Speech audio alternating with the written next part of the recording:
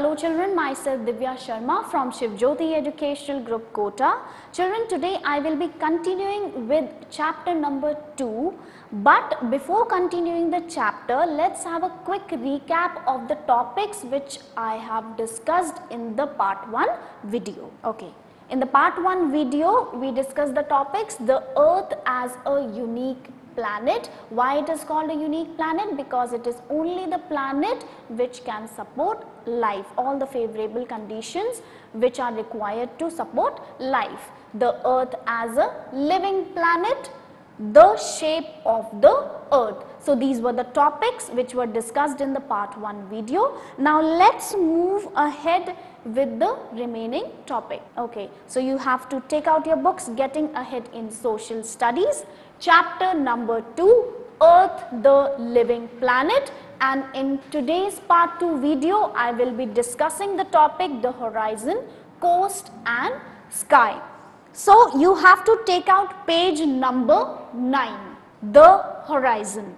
Looking from a distance, the land and sky seem to meet, but in reality, they do not meet. The place at which the land and sky appear to meet is called the horizon. You can underline this in your book.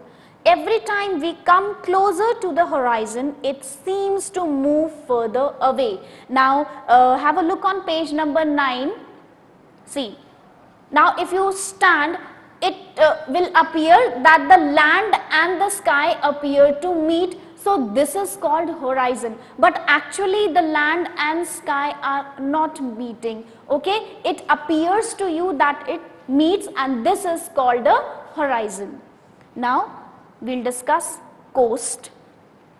Land and sea meet at the coast.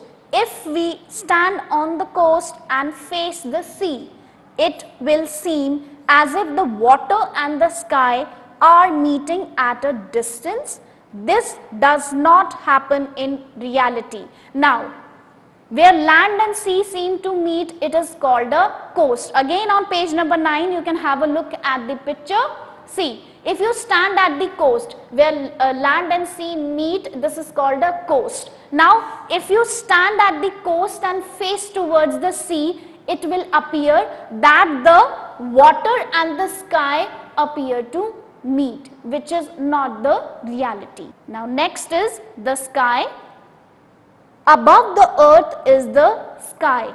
It looks blue, though it is really not so. It is just a vast space surrounding the earth.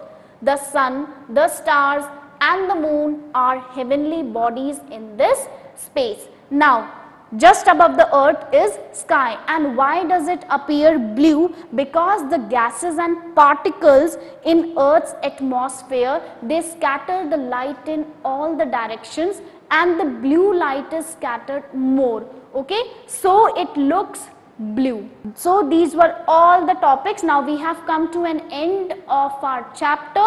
Now give a read to all the topics which have been taught.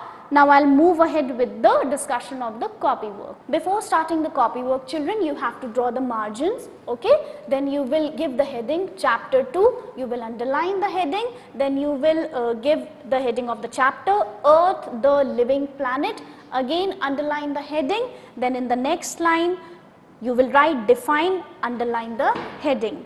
Now your first define is atmosphere. You have to underline it. Okay, the layer of air surrounding the earth. As we discussed, that the thin blue layer of air which surrounds the earth is your atmosphere.